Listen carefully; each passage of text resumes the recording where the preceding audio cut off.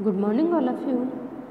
पिछले क्लास में हमने पढ़ा था बरसों पानी। बरसों पानी कवि बादल से आग्रह करता है कि हे बादल, तुम पानी बरसाओ जिससे कि हम खुश हो जाएं और खुश होकर हम उस बरसात के पानी में नहा सके, उसमें मस्ती कर सकें। ठीक है, आज हम इस पाठ के शब्दार्थ और प्रश्न उत्तर करेंगे। देखिए, यहाँ संदेश है, बादल वर्षा के वाहक होते हैं, बादल ही वर्षा करते हैं। ठीक है, देखिए शब्दार्थ। मनमानी, मनमानी का अर्थ होता है अपनी इच्छा से। ठीक है। रिमझिम, रिमझिम का अर्थ होता है धीरे धीरे वर्षा होना। थमना, थमना का अर्थ होता है रुकना। हैरानी, हैरानी का अर्थ होता है आश्चर्य। तन, तन का अर्थ होता है शरीर। मन, मन का अर्थ होता है चित्त या हृदय।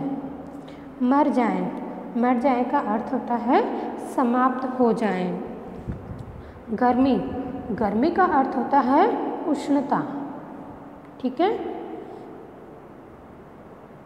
आज हम देखो प्रश्नोत्तर कर रहे हैं, आओ अभ्यास करें।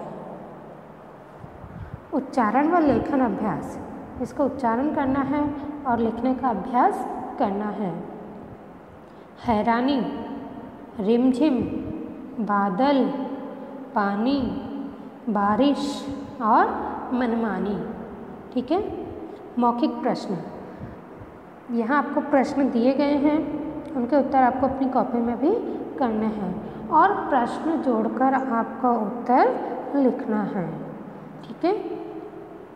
बादल अपने साथ क्या लेकर आते हैं? सबको पता है बादल अपने साथ क्या लेकर आते हैं?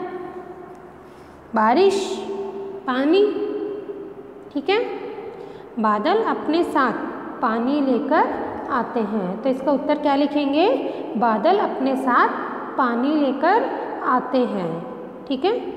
कवि कब स्वच्छंद होकर नहाने की बात कर रहा है?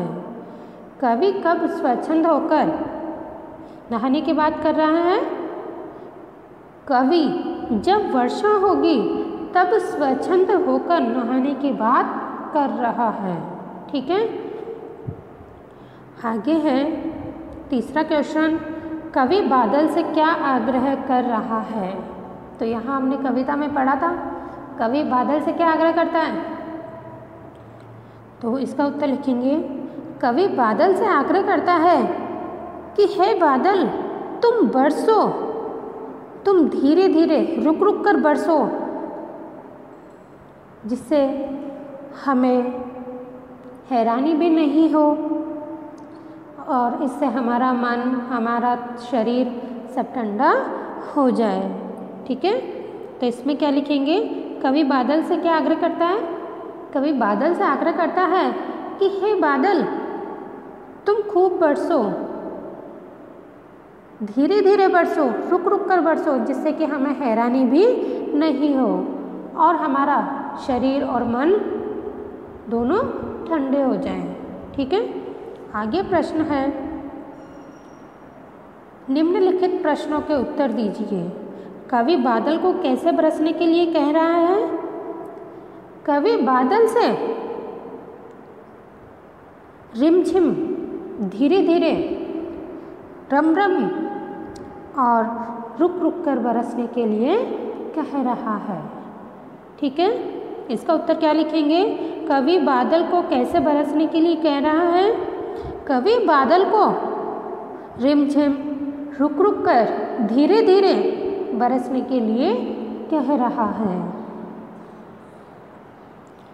आगे प्रश्न है, बादल के बरस जाने पर उसका क्या प्रभाव पड़ता है? बादल के बरस जाने पर उसका क्या प्रभाव पड़ता है? तो देखिए, बादल के बरस जाने पर, बरसात के हो जाने पर हमारा तन, शरीर और मन दोनों ठंडे होने लग जाते हैं। ठीक है, और जो गर्मी है वो समाप्त हो जाती हैं। ठीक है, आगे प्रश्न है, कविता का अर्थ अपने शब्दों में लिखिए। कविता का अर्थ अपने शब्दों में लिखना है आपको। बताया था ना, बादल बादल तुम बरसो, कवि बादल से आग्रह करता है कि हे बादल तुम पानी बरसाओ, कि उस पानी में आज हम अपनी इच्छा से खूब नहाएंगे। तुम धीरे धीरे बरसो, तुम रुक रुक कर बरसो, तुम धीरे धीरे वर्षा करो, जिससे कि हमें हैरानी भी नहीं हो, और वर्षा होने पर हमारा शरीर और हमारा मन दोनों ठंडे हो जाएं। जब वर्षा हो जाएगी तो गर्मी की नानी खत्म हो जाएगी, अर्थात गर्मी समाप्त हो जाएगी। ठीक है, आगे प्रश्न है, पंक्तियाँ पूरी कीजिए। यहाँ कुछ पंक्तियाँ दी गई हैं, उन्हें हम कविता में से ढूंढकर पूरी करेंगे। तो देखिए, पहली पंक्ति है, जिससे हो न हमें हैरानी। मैंने यहाँ पंक्तियाँ पूरी कर दी हैं। ठीक है, जिससे हो न हमें हैरानी, बादल बादल बरसो पानी। ठीक है, दूसरा है, बादल बादल बरसो पानी, आज नहाएंगे मनमानी। कवि दूसरी लाइन में क्या बोलते हैं, बादल बादल बरसो पानी, आज नहाएंगे मनमानी। ठीक है, यहाँ दूसरी पंक्ति आपको ऐसे पूरी करनी है। अब आगे देखिए, मर जाए गर्मी की नानी। आगे की पंक्ति में क्या है, मर जाए गर्मी की नानी, बादल बादल बरसो पानी। ठीक है, चौथी पंक्ति है, ठंडा ठंडा तन हो मेरा, ठंडा ठंडा मन हो मेरा। ठीक है, ये पंक्ति आपको ऐसे पूरी करनी है।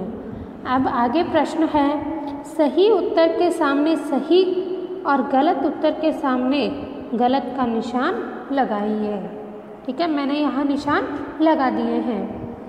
तो देखिए, पहला है, अधिक वर्षा होने पर सूखा पड़ जाता है। अधिक वर्षा होने पर सूखा पड़ जाता है या हरियाली छा जाती है? तो यहाँ सूखा, ये गलत है, सूखा थोड़ी पड़ता है अधिक वर्षा होने पर। दूसरा है, वर्षा होने पर चारों ओर हरियाली छा जाती है। सही है, तो इसके आगे आप सही का निशान लगाएंगे। वर्षा होने पर हमें बहुत गर्मी लगती है। वर्षा होने पर हमें गर्मी लगती है क्या? नहीं लगती, तो ये गलत है। वर्षा होने पर तन और मन दोनों ठंडे हो जाते हैं। सही है। आगे देखिए, प्रश्न है, इंद्रधनुष के 7 रंगों के नाम सही क्रम में लिखिए। देखिए, यहाँ आपको इंद्रधनुष दिखाई दे रहा है, इसमें से आपको रंग निकालने हैं और यहाँ भरने हैं। तो देखिए, इस इंद्रधनुष में लाल रंग है, नारंगी रंग है, पीला रंग है, हरा रंग है, नीला रंग है, बैंगनी रंग है और गुलाबी रंग है। ठीक है, 7 रंग से ही इंद्रधनुष बनता है। ये कैसा होता है? सतरंगी। अब आगे है भाषा व्यवहार, समझिए और पूरा कीजिए। सीता स्कूल जाता है या जाती है? जाती है। ठीक है। मोहन गाना गाता है या गाती है? क्या करता है? मोहन गाना गाता है। देखो, मैंने यहाँ भी निशान लगा रखे हैं। माँ खाना पकाएगा या पकाएगी? पकाएगी। पिताजी आज कंप्यूटर लाएंगे। ठीक है। आगे प्रश्न है, निम्नलिखित शब्दों के समानार्थी शब्द लिखिए। यहाँ पे आपको पर्यायवाची शब्द ही लिखने हैं। ठीक है। मेघ, मेघ का पर्यायवाची क्या होगा? समानार्थी शब्द क्या होगा? बादल। आसमान, आसमान का समानार्थी शब्द होगा आकाश। भूमि, भूमि का समानार्थी शब्द होगा पृथ्वी। जल, जल का समानार्थी शब्द होगा पानी। हैरानी, हैरानी का समानार्थी शब्द होगा आश्चर्य।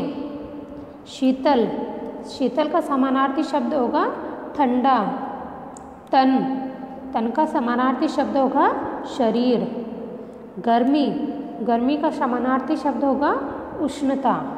ठीक है, अब देखिए आगे, जानिए और कीजिए। वर्षा ऋतु में हमें अनेक सावधानियां रखनी होती है, रखनी पड़ती है ना कई सावधानियां। घर से बाहर निकलते समय हमें छत्ता लेकर निकलना है, रेनकोट पहन कर निकलना है। ठीक है, घर से बाहर निकलते समय अपने साथ छाता अवश्य रखना चाहिए। बारिश के समय छाता अवश्य रखना है, आपको भी रखना है। ठीक है, वर्षा ऋतु में आसमान में इंद्रधनुष निकलते आपने अवश्य देखा होगा। पता कीजिए कि यह क्यों निकलता है, इंद्रधनुष क्यों निकलता है, आपको पता करना है। ये सूर्य के बिल्कुल अपोजिट निकलता है। ठीक है, आगे देखिए, कम वर्षा होने पर सूखे की स्थिति उत्पन्न हो जाती है और अधिक वर्षा से बाढ़ आती है। आइए ईश्वर से प्रार्थना करें कि संतुलित वर्षा हो, न सूखा पड़े और न बाढ़ आए। ठीक है, यहाँ आपको अपनी कॉपी में ये इंद्रधनुष बनाना है। ठीक है, थैंक यू, धन्यवाद। और आपको ये प्रश्न उत्तर अपनी कॉपी में करने हैं।